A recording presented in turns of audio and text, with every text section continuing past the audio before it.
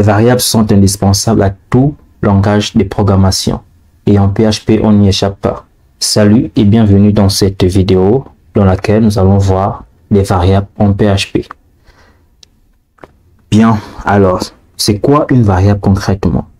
Eh bien, littéralement, lorsqu'on a le mot variable, on peut se dire que voilà, c'est quelque chose qui varie. Et c'est pas totalement faux parce que dans le sens même du mot, on a la variance.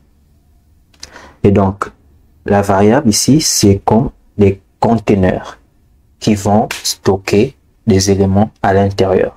Donc, pour donner une définition en sens informatique PHP, on dira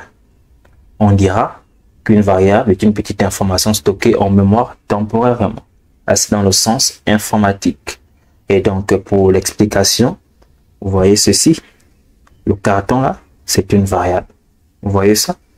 Ces trois cartons sont des variables qui comportent différents éléments à l'intérieur desquels on stocke différentes valeurs.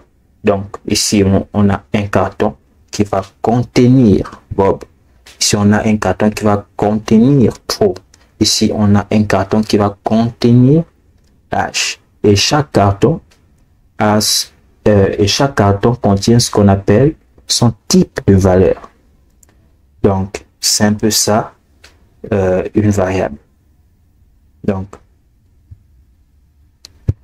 au sens informatique, comme je le disais, qu'une variable, c'est tout simplement une petite information qui va être stockée en mémoire temporairement. Ça, c'est vraiment dans la stricte définition de PHP. Et donc, lorsqu'on génère la page, ce qu'il faut savoir en PHP, c'est que la variable existe tant que la page est en cours de génération. Étant donné que la variable est stockée dans la mémoire, donc elle reste à l'intérieur tant que la page est en cours de génération. Dès que la page PHP est générée, toutes les variables sont supprimées de la mémoire car elles ne servent plus à rien. Ok, donc c'est ça qu'il faut comprendre. Donc c'est cela qu'il faut comprendre à propos de la définition de la variable et son mode de fonctionnement en PHP. Et donc on peut également donner des noms à des variables, comme je le disais tantôt ici.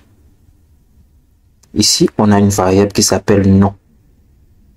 Nom. Donc, ce carton est une variable et le nom de la variable, c'est nom. Et ici, le nom de cette variable, c'est E majeur. Et ici, le nom de cette variable, c'est H, qui va contenir 35. Ici, c'est True. Ici, c'est Bob. Voilà. Donc, il faut veiller à ce que les noms des variables soient explicites. Si nous voulons stocker l'âge d'un utilisateur, on va dire âge utilisateur. On va dire âge utilisateur ou âge age user en anglais. Il suffit que la variable soit explicite. Il faudrait que la variable soit explicite. Donc, la variable a un nom. Il faudrait que ce nom soit explicite et également une valeur. C'est l'information qu'elle contient qui peut changer, évidemment, comme ce que nous avons fait ici. Donc, ça c'est le nom et ça c'est une valeur. Donc, on peut mettre Bob, on peut mettre John, on peut mettre Joe, tout ce que l'on veut. Donc, c'est la variable. Et ici, c'est la variable. Donc, c'est la variable ici. Et ça, c'est la valeur qui n'est rien d'autre que l'information que la variable contient. Aussi simple que ça. Hein? Aussi simple que ça. Bien, ce qu'il faut également comprendre, c'est que ici, on a une variable nom qui a une valeur Bob. Cette valeur en question, on peut la changer. On peut mettre John, Luc, Mathieu, Jacques, tout ce que vous voulez. Et que cette variable peut être également réutilisable. on peut l'appeler lorsqu'on en a besoin et elle donnera gentiment la valeur dont elle contient. Et si jamais nous avons besoin de la variable non quelque part dans notre script, on la fait appel et elle va gentiment donner la valeur qu'elle contient. Aussi simple que ça. Donc, les différents types de variables. Eh bien, je vais prendre notre exemple ici. Donc, les types de variables. Voyez-vous que le nom, ici on a Bob, est majeur, ici on a true, âge, ici on a 35. Donc ici, on a un nombre, ici on a une valeur, ici on a également une valeur. Donc, tout ça, ce sont des valeurs. Mais ça, c'est ce qu'on appelle les types de valeurs. Donc ici, on dira que c'est un type string, donc chaîne de caractères. Notez bien que string, c'est le nom informatique que l'on donne au texte. Donc true, ici, ça va correspondre à la variable qu'on appelle booléen, qui correspond à oui ou non. Donc true ici qui veut dire vrai. Et donc le contraire sera false. Donc ici c'est une variable de type entier. Donc int. Donc nous allons écrire tout ça. Donc pour le type de variable, nous avons le string.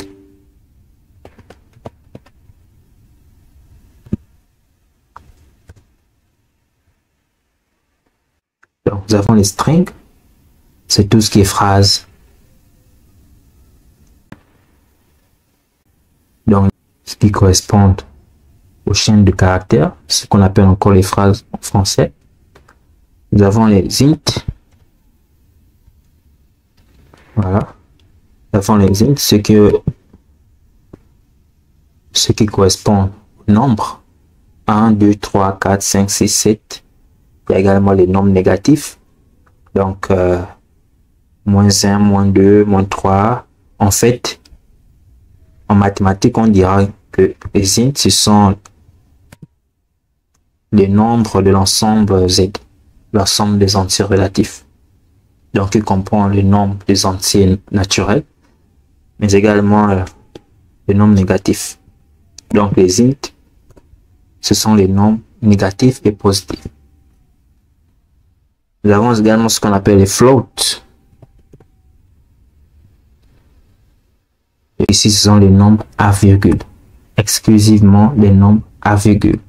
Donc ici, on écrira, si l'on veut écrire le virgule 5, en langage informatique, on écrira 2.5. Donc comme ceci, 2.5.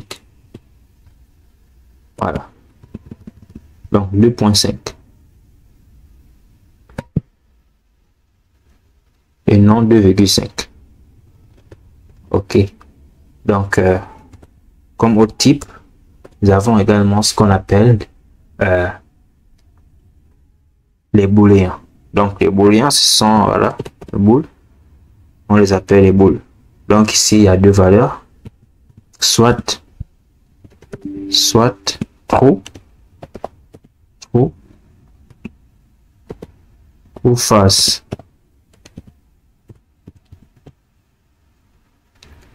Booléen. Donc ici, lorsqu'on a affaire au type de variable booléen, c'est soit vrai ou faux, soit true ou false. Yes. Donc c'était juste pour l'exemple. Et on a également le type nul. Voilà. Donc, aussi bizarre que cela puisse paraître, on a parfois besoin, voilà, de dire qu'une variable ne contient rien. Ce n'est pas vraiment un type de données, mais plutôt l'absence de type. Voilà. Donc, lorsqu'on déclare une variable et qu'on met comme type nul, en fait, on veut tout simplement dire que cette variable en question n'a pas de type. Ok. Donc, ce sera tout pour les types de variables. Ça suffira humblement.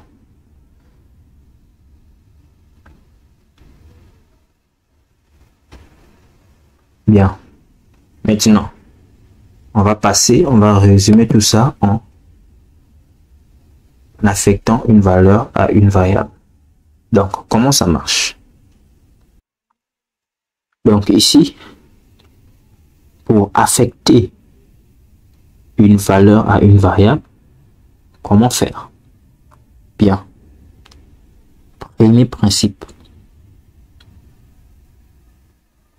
On fait précéder le nom de la variable par le symbole $. Ceci. Je peux dire non. Ensuite, on met l'égalité pour dire qu'elle va correspondre à une valeur. Donc, nous avons vu ici le type. Nous avons vu ici les types de valeurs. Donc ici, je vais mettre un type de chaîne de caractères, ce qu'on appelle les textes. Donc, pour ce faire, je mets ça. Et moi, je vais mettre Danitech. Et donc là, en fait, ce que j'ai fait, c'est que j'ai déclaré une variable de type chaîne de caractères, de type string, ce qu'on a vu auparavant. Donc ici, j'ai une variable de type string. C'est un peu ce qui s'est passé ici, dans l'exemple. Une variable non qui aborde. Seulement, j'ai modifié cette valeur pour mettre Danitech. Donc ici. Et donc, je peux également changer cela en faisant ceci. Je change de type, je change de variable. J'écris par exemple âge. Âge, je mets l'égalité. Ensuite, je mets 56. Pardon, ici, ne jamais oublier le point virgule. Également ici, ne jamais oublier le point virgule. Donc ici, je crée ma variable en mettant le $ avant le nom de la variable. Ensuite, l'égalité ainsi que la valeur. Donc ici, PHP va reconnaître automatiquement le type de données. Automatiquement. Donc PHP comprend ici qu'il s'agit d'un init, un entier. Ici, PHP comprend automatiquement qu'il s'agit d'un string. Bien. Donc, pour illustrer un peu tous ces types de variables, donc je vais également prendre float. Je vais également prendre, je vais dire,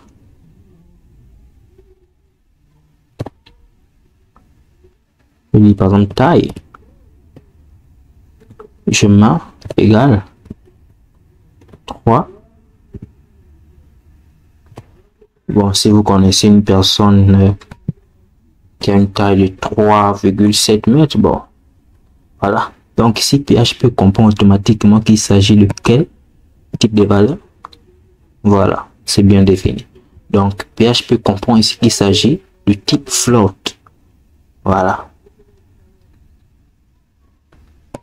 Et donc, je vais prendre un autre.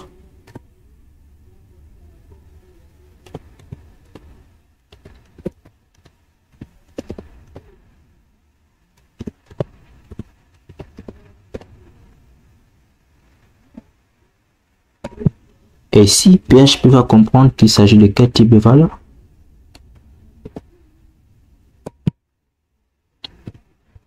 C'est bien défini. Ici, PHP va comprendre qu'il s'agit. Voilà, donc ici, PHP reconnaît automatiquement qu'il s'agit d'une variable de type booléen. Automatiquement. Ok. Et donc, si je fais également ceci, qu'est-ce qui se passe?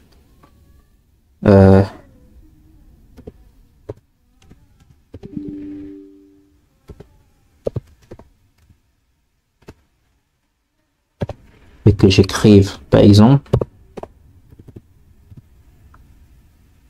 qu'est-ce qui va se passer? Très bien. Donc ici, en fait, PHP va automatiquement comprendre qu'il s'agit d'une variable de type nul, qui veut dire rien. En fait, parce qu'on n'a pas, voilà, elle ne contient ni les int, ni le string, ni le float, ni le booléen. On a mis nul. Donc, il y a comme une absence de type. Voilà. Et bien,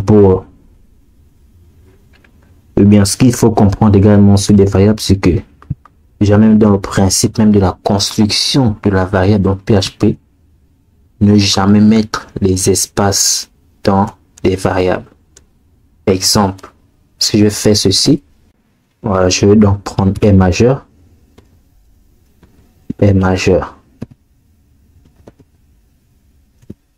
égale par exemple true.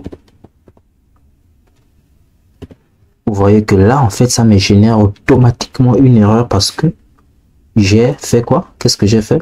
J'ai mis un espace dans la variable. Il ne faut jamais mettre l'espace. Et donc ça, ce que je dois faire, c'est d'enlever l'espace, comme ceci. Et donc, pour pouvoir identifier le mot qui s'y trouve dans la variable, ce qu'on appelle le camel case. Il va falloir qu'on puisse mettre un M majuscule ici. Bon, à titre de repère, hein, parce qu'on pourra identifier que E, c'est un mot, majeur, c'est également un mot. Donc, ce qu'on appelle le camel case. Donc, ça fait référence, voilà, au boss d'un chameau. Voilà. Donc, voilà ce qu'il faut comprendre. Donc, pas de caractères spéciaux. Pas de caractères spéciaux. Pas d'anti-slash, pas de virgule dans à l'intérieur. Donc ça doit être simple comme c'est ici. Aussi simple que ça. Hein? C'est simple. Pas d'accent, pas de CD, voilà, tout autre symbole. Donc, chaque variable en PHP commence par le dollar, ensuite le nom de la variable, ensuite l'égalité, on met la valeur. On avait dit que PHP identifie automatiquement le type de la valeur et sans oublier le point virgule de la fin. Aussi simple que cela. Bien, on passe à la suite. Donc, utiliser les types de données. Eh bien, je l'avais déjà expliqué, hein. C'est-à-dire que lorsqu'on veut déclarer une variable du genre non, on met l'égalité. Ensuite, si on veut stocker une chaîne de caractères, ce qu'on appelle string, il suffit de mettre des guillemets. Et ensuite, on met quelque chose dans une tech automatiquement. Donc, soit on a le choix entre mettre ceci, les doubles côtes ou les côtes simples, tout simplement. Donc, on a le choix entre mettre les guillemets, les guillemets doubles, voilà, ou tout simplement les guillemets simples. Non. Égal, on peut tout simplement mettre des guillemets simples. Ça marche aussi. Ça marche. C'est la même chose. Mais attention, attention, il y a un piège. Si je fais ceci,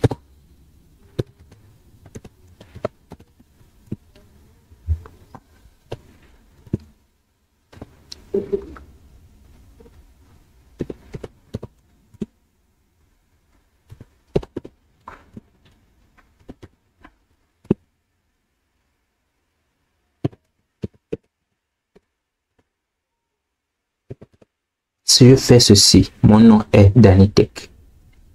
Alors, si je veux par exemple mettre mon entre guillemets, je ne peux pas faire ceci.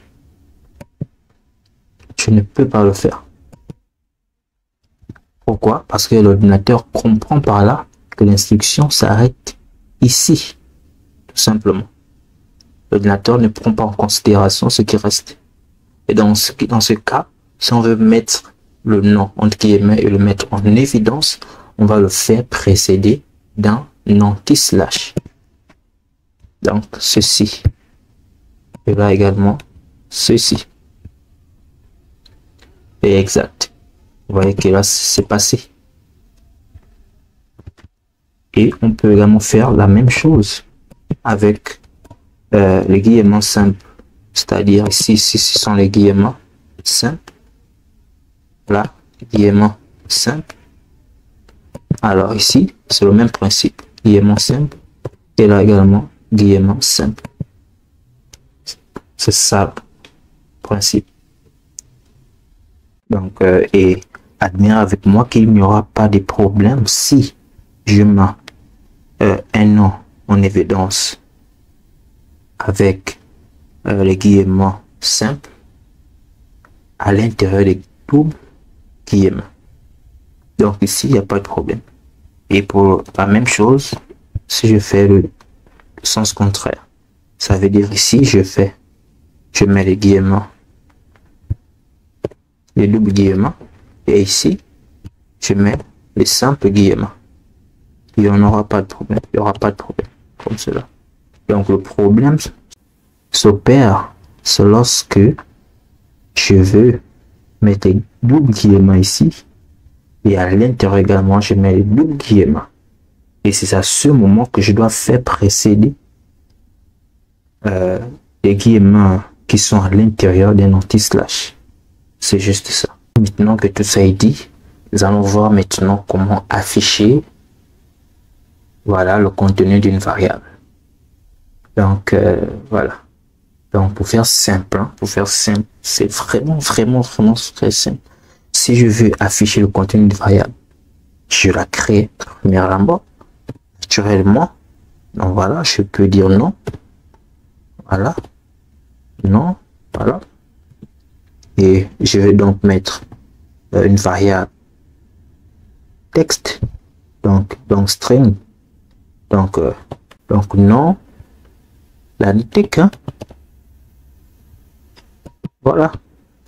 Donc comment je vais faire pour afficher le contenu de cette variable? C'est simple. Nous avions dit que pour afficher quelque chose sur la page, voilà, dans les précédentes vidéos, on utilisait l'instruction l'instruction echo. Donc il suffira tout simplement ici de mettre non. Aussi simple que cela. Echo non. Donc si je viens ici, si je viens ici dans mon localhost, déjà je vais chercher mon fichier. Donc on avait dit que c'était dans localhost, le nom du fichier que j'avais créé. Donc c'était test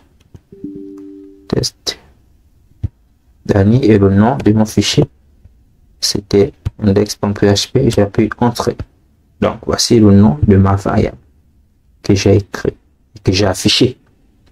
Donc si je change le nom, ce nom question, si je fais ceci,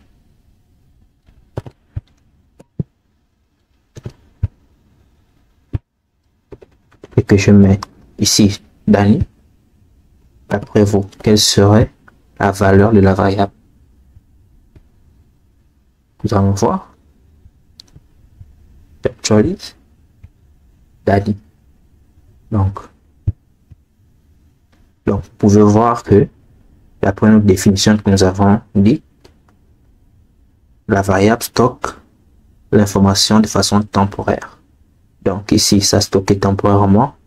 Et donc, étant donné que cette variable, c'est la même variable, mais qu'on a tout simplement remplacer de valeur. Donc, cette valeur vient écraser la précédente valeur pour pouvoir être.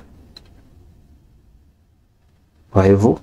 Donc, en fait, ici, une variable ne peut contenir qu'une et une seule valeur, pas plusieurs valeurs. Une variable peut contenir que une et une seule valeur. Sinon, s'il y en avait plusieurs, on devait donc avoir Dani Tech et quelque part encore Dani. Étant donné que premièrement on a eu Dani Tech et en deuxième moment on a eu Dani, cela signifie tout simplement qu'une variable ne peut avoir qu'une seule valeur. Si vous avez compris ça, vous avez compris. Vous avez très bien compris la chose. C'est très bien, c'est très bien. Et donc, si voilà, je peux afficher, je peux encore afficher quoi? Voilà, si je veux mettre, si je peux écrire âge et que je mette 17 par exemple, 19, voilà, et que je viens ici, et je mets âge, et bien, c'est 19 qui va s'afficher tout simplement, voilà. Et c'est la même chose pour les autres variables. Donc pour afficher une variable, il suffit d'écrire echo ainsi que le nom de la variable. Sans oublier le dollar qui précède le nom de la variable. Ok. Pour venir ici, nous allons apprendre comment concaténer. Eh bien, concaténer, faut pas avoir peur. Concaténer veut tout simplement dire assembler. Si j'ai ici Dani Tech et là j'ai Dani, en fait concaténer veut tout simplement dire Dani Tech Dani. Concaténer veut dire assembler les variables entre elles. Si je vous demandais de concaténer ces trois variables, eh bien il y a des malins qui vont certainement me faire ceci.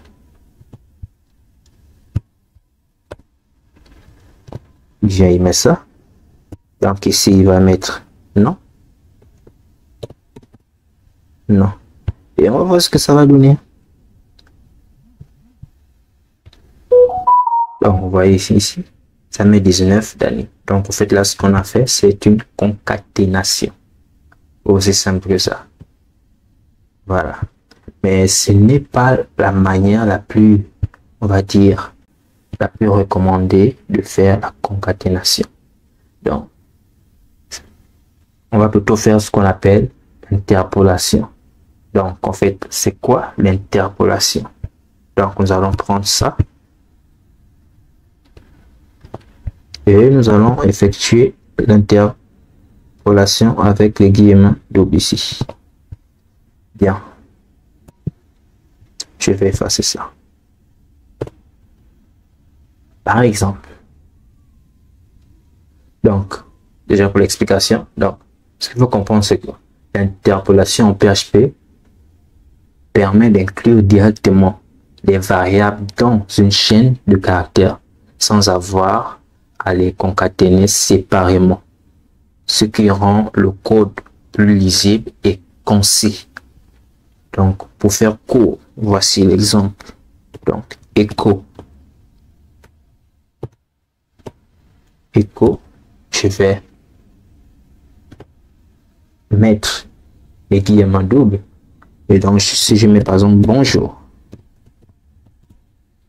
Bonjour. Voilà. Donc, je vais mettre ceci.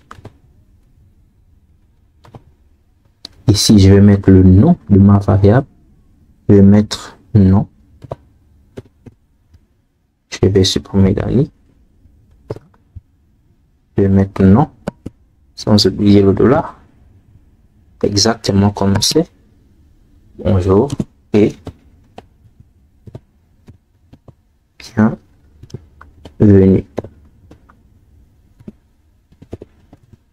sur le site. Ok. Et donc, Je vais voir ce que ça donne. Ah, vous voyez. Donc ici on a bonjour Danitech et bienvenue sur le site. Ce que la méthode précédente n'a pas pu faire, ne pouvait pas faire parce que on avait concaténé séparément les variables. Et donc je peux même ajouter d'autres choses, du genre bonjour, non. Je vais dire par exemple vous savez. Et donc je vais mettre à l'intérieur âge.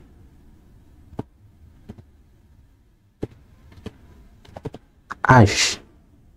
Et bienvenue sur le site. Qu'est-ce que ça va donner? Ah, bonjour Dani Tech, vous avez 19 et bienvenue sur le site. Bien, j'aurais dû ajouter un.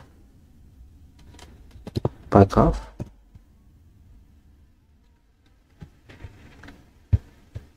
Bonjour Dani Tech, vous avez 19 ans et bienvenue sur le site. Vous voyez? Donc là, ce que j'ai fait, c'est l'interpolation.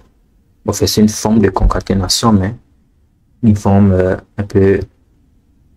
C'est une forme améliorée de la concaténation, en fait. Si je peux l'expliquer ainsi. Et donc, moi, je préfère faire de cette façon. Au lieu d'avoir plusieurs échos à l'horizontale, il suffit de mettre une phrase à la verticale et mettre à chaque fois des variables à l'intérieur d'où il faut, voilà, c'est mieux ainsi. Donc voilà.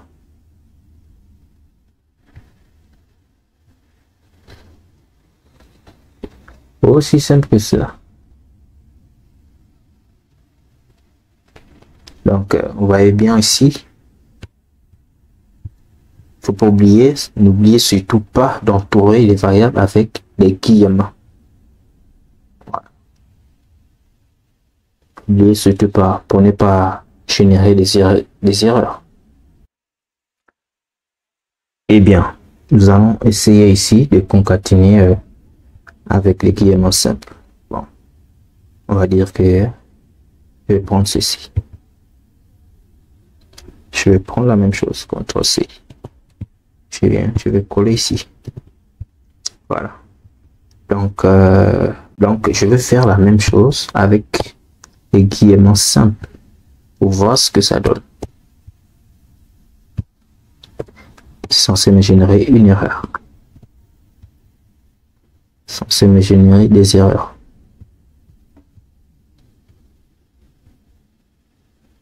Voilà. Donc, voici en fait l'erreur. Ça me met le nom. Voilà. Bonjour. Voilà. Non. Vous avez, voilà, âge 1 et bienvenue sur le site. Et donc, pourquoi ça m'affiche ça? Tout simplement parce que ce n'est pas ainsi que l'on concatène des variables à l'intérieur des guillemets simples. Plus simple que cela. Et donc, pour faire cela à l'intérieur des guillemets simples, il suffit d'enlever ça. Les accolades, de les remplacer par des points. Ici aussi par des points.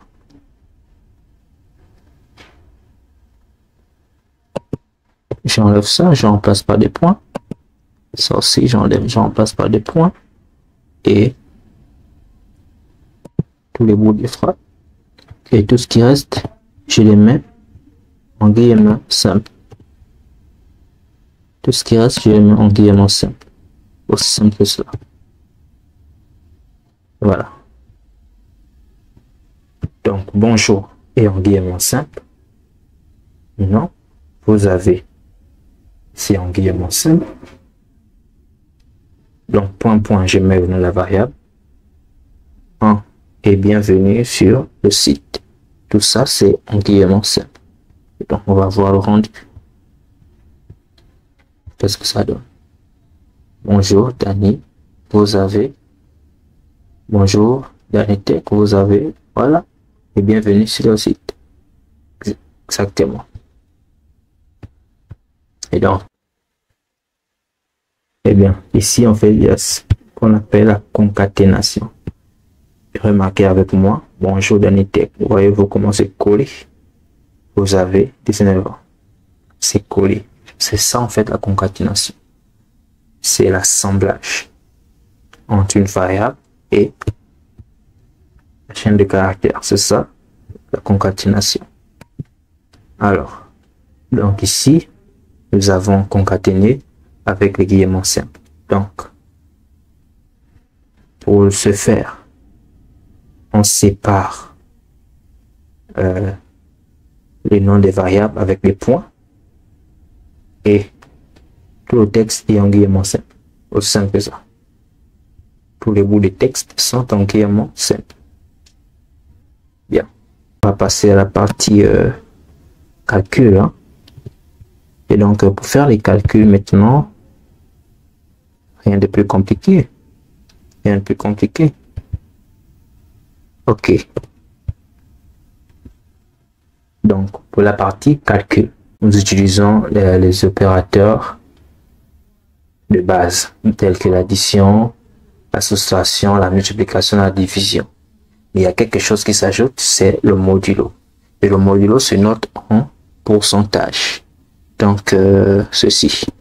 C'est ça qu'on appelle le modulo. Vous connaissez l'addition qui a pour symbole plus, la soustraction qui a pour symbole moins, la multiplication qui a pour symbole étoile, la division qui a pour symbole le slash, le modulo qui a pour symbole pourcent. Donc en fait ici le modulo c'est le reste de la division euclidienne. Par exemple, si je fais ceci, 10 divisé voilà par 5, on a bien 2. 10 divisé par 5 c'est 2, et le reste de la division euclidienne, et le reste de cette division en fait c'est 0, c'est égal à 0. Donc en fait ici on va tout simplement dire 10 modulo 5, et bien c'est égal tout simplement à 0, parce que le reste de la division de 10 par 5 c'est 0, le reste de ce qui est là, tout simplement. Donc c'est ça le modulo, le reste de la division équilibrée, le reste d'une division tout simplement. Et donc nous allons déclarer nos variables et essayer de faire des opérations, et pourquoi pas faire des calculs mentaux. Donc c'est pour donc voici, let's go. Si je fais ceci, NB1, pour dire nombre 1 est égal à par exemple 10, et je peux faire par exemple plus ça, et que ici je viens, j'affiche NB1. Ne jamais oublier le point virgule. On va voir qu'il sera affiché 18 parce qu'il y aura une addition. Non, on me dit qu'il y a une erreur. Je vais voir où c'est NB1. Voilà, j'ai pas mis le dollar, vous voyez, j'ai mis le dollar. Donc ici, heureusement qu'on avait activé, qu'on avait paramétré la gestion des erreurs, voyez-vous. Eh bien, ne soyez pas surpris, PHP c'est très bien calculé. Donc ici on a 18. Voilà, si j'avais mis moins, on devait avoir, eh bien logiquement c'est 2, hein. Voilà, 2. Si on avait mis si on a fait la multiplication, donc on met l'étoile, on devait avoir 80, logiquement 80, voilà. Et voilà, si on avait mis la division, si on avait divisé, eh bien c'est censé me donner un nombre aveugle certainement. Et voilà, 1.0 25. Une fois de plus, c'est un float. Ça retourne un float. Donc, en fait, ici, notre variable, ici, NB1 est un float. Parce que lorsqu'on divise 10 par 8, ça nous donne 1,25. Et 1,25, PHP le détecte automatiquement comme étant un float. Donc, c'est cela. Voilà. Donc, si je fais également ceci, modulo, ça va me renvoyer le reste de la division qui vient de 10 par 8. Et nous savons très bien que le reste n'est pas nul. Donc, le reste, c'est 2.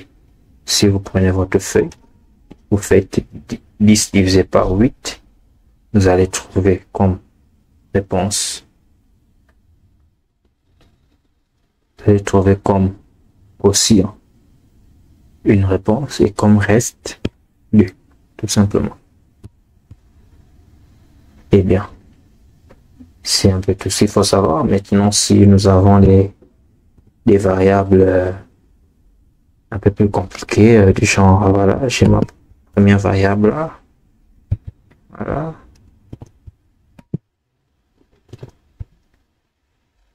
Et MB2, par exemple. Et si je mets... bon, je peux simplement enlever ça. Et faire ceci.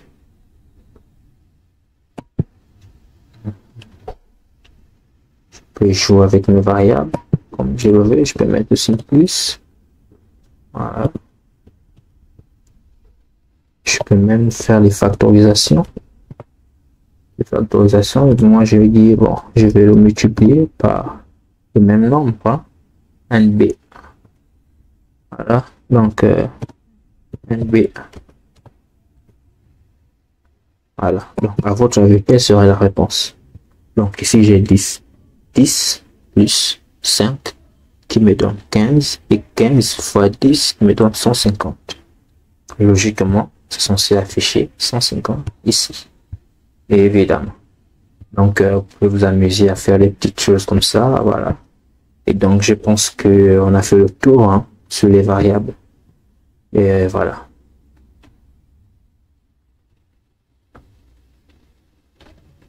Voilà. Donc, en résumé, voilà. Donc, nous avons vu une variable et nous avons dit qu'une variable est une petite information qui reste stockée en mémoire. Voilà, le temps de la génération de la page PHP. Voilà, un nom et une valeur. Voilà. Et voilà, nous avons également dit qu'il existe plusieurs types de variables qui permettent de stocker différents types d'informations, telles que le texte. Voilà. Donc, la notation anglaise, c'est string. Voilà, les nombres entiers.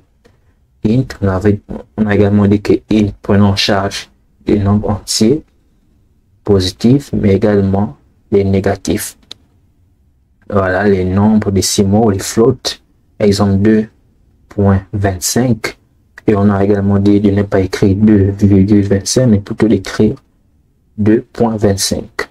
On a également vu les types booléens pour stocker des valeurs vraies ou faux. Voilà, etc. Donc, on a également dit PHP, un nom de variable commence par le symbole $. Exemple, $NB1.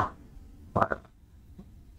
Donc, il est possible de faire voilà, des calculs entre plusieurs variables, l'addition, soustraction, multiplication et tout ce que vous connaissez encore. Voilà. Donc, si vous maîtrisez cela, donc je pense que on a fait le tour. Donc, n'oubliez pas de partager la vidéo, d'aimer la vidéo, de liker, voilà, de sonner la cloche de notification pour ne rater aucune des prochaines vidéos. Et vraiment, revoyez la vidéo parce que je suis vraiment allé dans les détails, vraiment. Je suis vraiment allé dans les détails. Je n'ai rien laissé, à part si je me rends compte après. Mais sinon, revoyez cela, travaillez cela, refaites l'exercice.